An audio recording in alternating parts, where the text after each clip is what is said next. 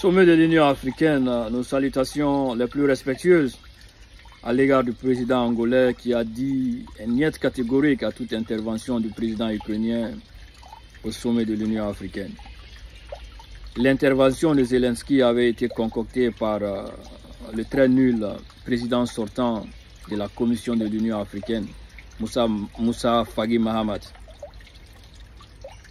qui aura passé 8 ans de voyage inutile pour l'Afrique et les Africains, 8 ans de salaire non mérité.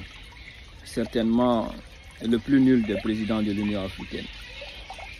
Donc l'Angola s'est opposé farouchement à toute intervention de Zelensky. L'Ukraine n'est pas pays membre de l'Union africaine, à ce qu'on sache. Et Zelensky n'a rien à nous informer par rapport à ce conflit. Voilà quelqu'un qui a sacrifié toute une génération de jeunes gens de son pays. Et nous connaissons tous la suite de ce conflit. Voilà un pays qui a officiellement annoncé son soutien aux voyous, terroristes, bandits du nord du Mali.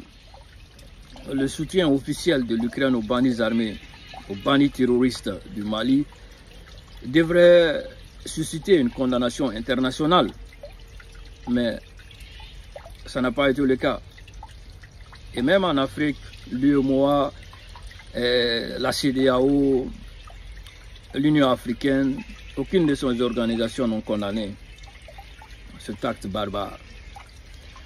Aussi, même au Sénégal, l'ambassadeur ukrainien a eu le courage sur le sol sénégalais d'annoncer publiquement qu'ils ont soutenu les rebelles bandits terroristes contre les FAMA et les instructeurs russes à Tinzaouaten. Une attaque sanglante. Le laxisme autour de la gestion de cette question au Sénégal fut ce moment de divorce idéologique entre nous et ce pouvoir sur le panafricanisme. On dit que quand un mur se fissure, les margots rentrent dedans.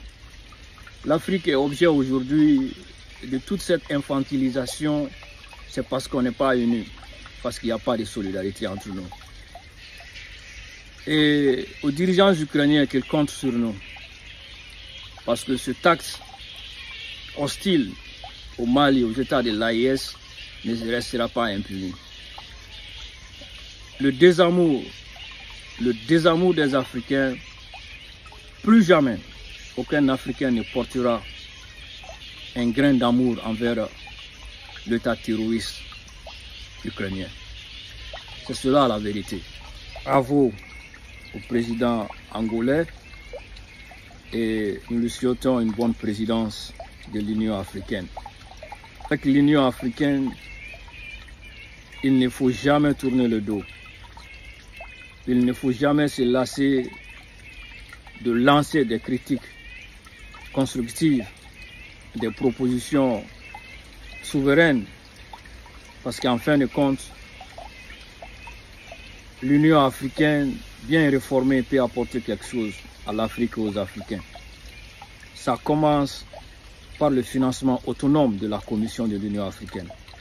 Aussi cette question de ZLECA, la zone de libre-échange entre pays africains, doit prendre toute sa place dans le commerce intra-africain. Aussi, il faut matérialiser tout cela par une monnaie supranationale. Sans une monnaie africaine, on ne s'en sortira pas. Il faut trouver une solution aux conflits africains sur les terres africaines. Il est vraiment temps qu'on se prenne en charge.